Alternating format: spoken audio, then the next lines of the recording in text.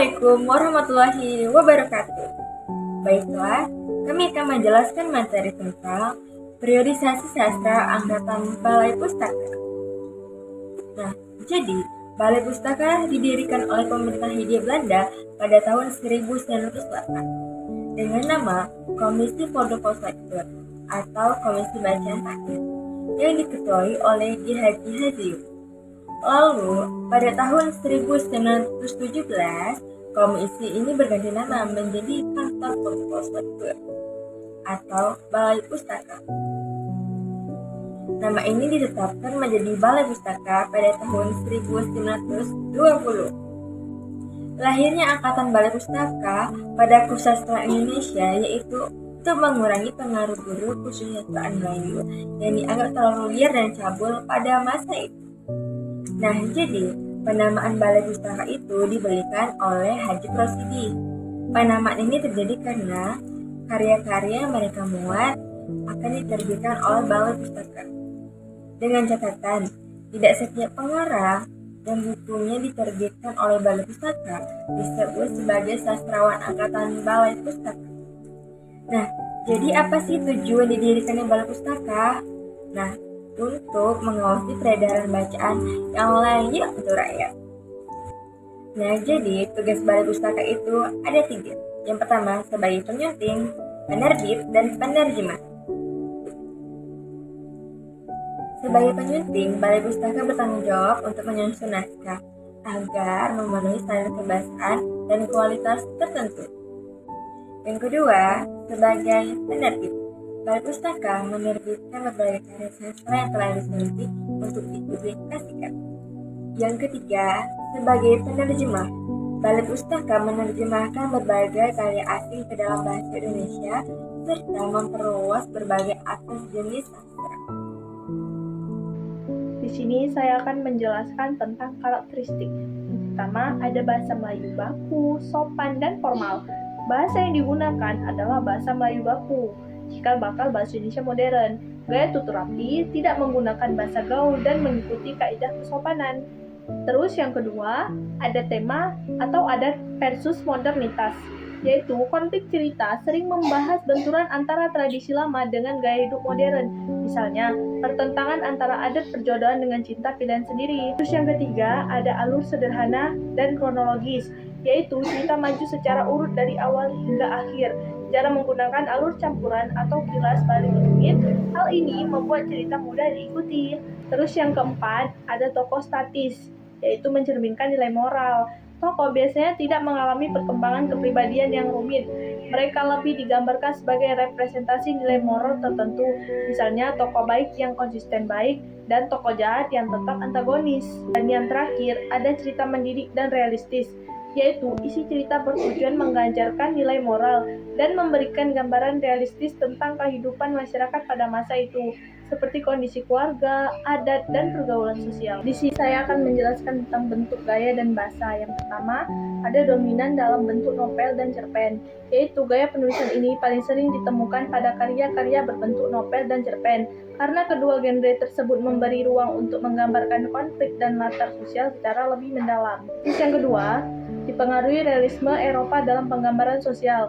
Banyak karya menggunakan pendekatan realisme, yaitu menggambarkan kehidupan apa adanya berdasarkan realitas masyarakat. Pengaruh ini berasal dari tradisi sastra Eropa, terutama dalam menggambarkan kondisi sosial, konflik keluarga, dan masalah adat. Terus yang ketiga, ada bahasa sopan, beretika, dan mudah dipahami.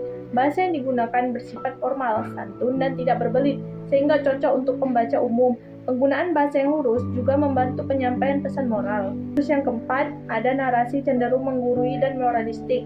Cerita sering memberikan nasihat secara langsung atau tidak langsung. Pengarang ingin membaca mengambil pelajaran dari kisah tokoh-tokohnya sehingga narasi terasa mengarahkan pembaca pada nilai tertentu. Dan yang terakhir, ada konflik diselesaikan dengan pesan moral yang kuat. Penyelesaian cerita umumnya menekankan nilai baik dan buruk. Akhir konflik buat untuk menunjukkan bahwa perbuatan baik akan membawa kebaikan, sedangkan pelanggaran adat atau moral akan membawa akibat tertentu. Assalamualaikum warahmatullahi wabarakatuh. Saya Adi Nadia dengan NIM 250404039. Saya akan menjelaskan tentang tokoh-tokoh angkatan Balai Pustaka dan karyanya. Yang pertama ada Marah Rusli. Dia adalah seorang dokter hewan dari Minangkabau yang memiliki minat besar pada dunia sastra.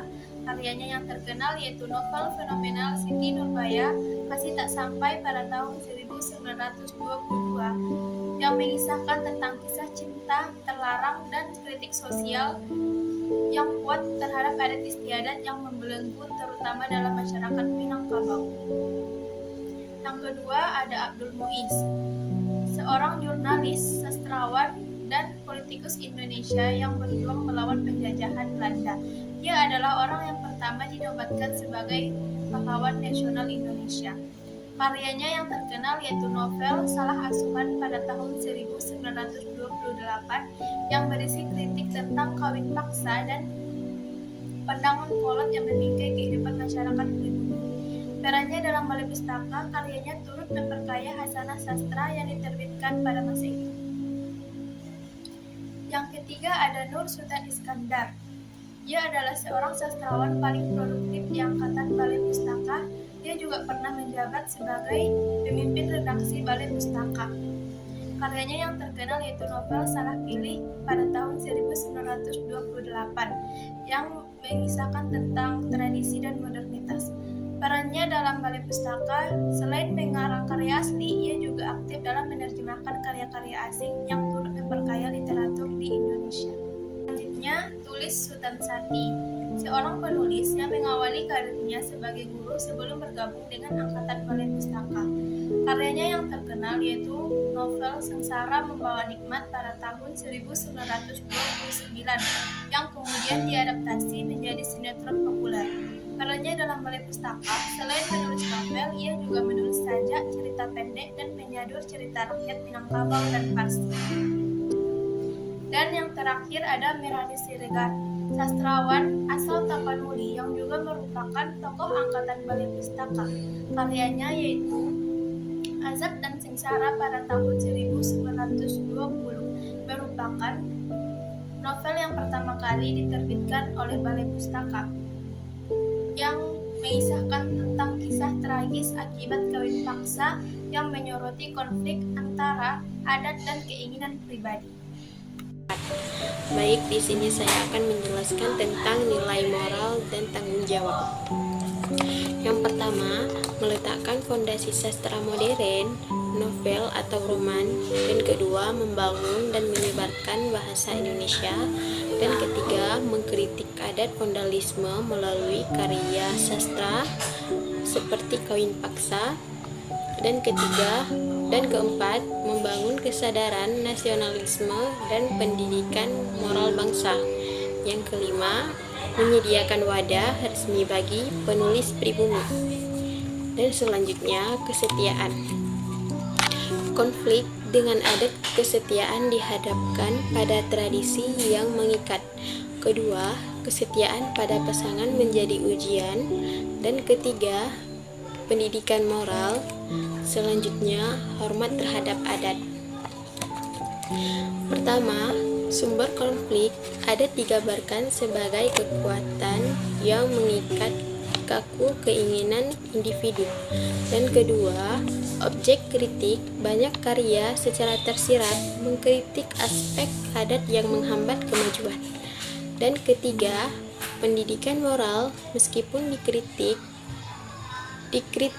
penghormatan terhadap nilai leluhur tetap diajarkan. Dan selanjutnya, pengaruh terhadap sastra Indonesia. Pertama, awal perkembangan sastra modern Indonesia dianggap sebagai fondasi penting yang meletakkan dasar sastra bagi nasional yang berbeda dari Melayu. Lama periode ini berlangsung kira-kira di tahun 1920 hingga 1942. Dan kedua, angkatan Balai Pustaka menjadi dasar bagi angkatan sastra sebelumnya karena berhasil melakukan 3 pembaruan fundamental: pembentukan bahasa, pengenalan bentuk modern, dan pergeseran tema realistis.